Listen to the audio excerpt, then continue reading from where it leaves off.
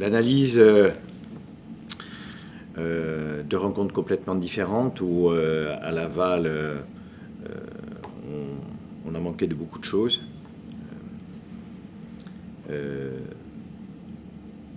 Où on avait le sentiment d'être reparti un petit peu comme en début de saison, avec des matchs qui n'étaient pas très bien préparés individuellement ou dans l'investissement au niveau de nos joueurs. Ensuite, le match de Metz, avec un match à Laval où, encore une fois, les choses auraient pu être différentes si on avait été efficace en première mi-temps, mais je n'étais pas satisfait du contenu. Face à Metz, un adversaire beaucoup plus compliqué à jouer. Les principes qui avaient été travaillés n'ont pas été forcément bien mis en place. Après retour, visionnage et retour avec les joueurs, voilà, on a bien analysé les situations, notamment nos situations défensives, notre animation défensive. On a été très peu performant à la récupération, donc ça nous a obligés à reculer notre bloc.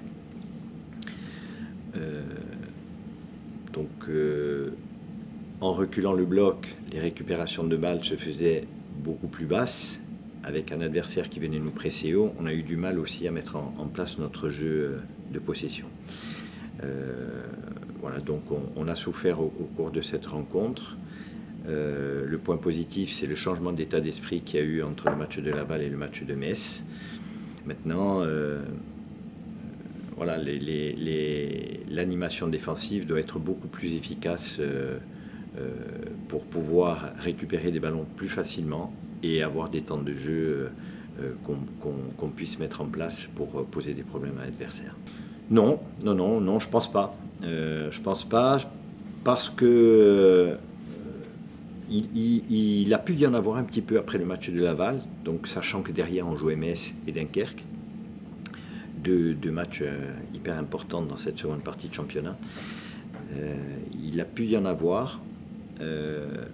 On s'est quelque part un petit peu rassuré, même si la prestation n'a pas été à la hauteur de ce qu'on pouvait espérer à domicile. On s'est un petit peu rassuré par rapport à l'état d'esprit qui a régné. On a senti vraiment une équipe qui avait envie de réagir par rapport à la contre-performance de Laval, et ça c'est une bonne chose. Après on est tombé sur une superbe équipe. Donc pas de les joueurs frustrés de ne pas avoir pris 3 points face à Metz, bien entendu, mais d'un autre côté, entre guillemets, assez satisfait de ce qu'on a pu montrer en termes d'investissement. Voilà.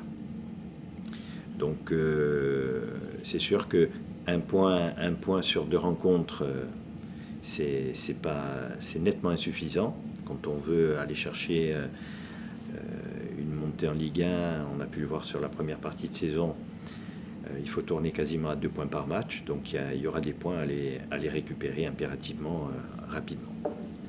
Comment on l'aborde? Avec l'envie de passer encore une fois un tour, parce qu'on joue face à un adversaire hiérarchiquement inférieur. Donc même si c'est un adversaire de qualité qui évolue bien dans son championnat, notamment depuis quelques temps, il reste sur 6 victoires consécutives. On sait pertinemment que la priorité de notre saison, c'est le championnat, bien entendu. Mais à partir du moment où on a une compétition à jouer, moi je pense qu'il faut se donner les moyens de mettre des équipes, d'aligner des équipes pour passer les tours.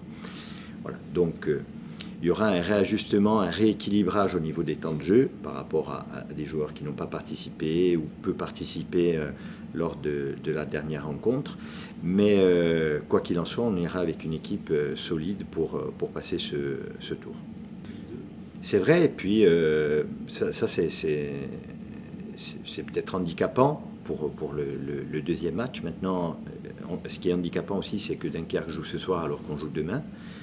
Il y aura 24 heures de récupération supplémentaire, on devra se déplacer en plus, donc c'est un petit handicap, mais quoi qu'il en soit, on est obligé de le jouer ce match. Et à partir du moment où on est obligé de le jouer, on va le jouer en mettant tout en œuvre pour passer ce nouveau tour.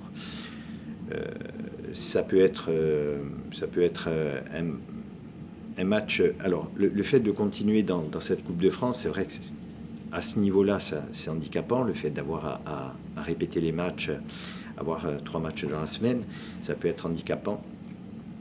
Et d'un autre côté, ça permet aussi de garder tout le monde concerné et d'avoir cette concurrence qui existe au sein du club et qui tire tout le monde vers le haut.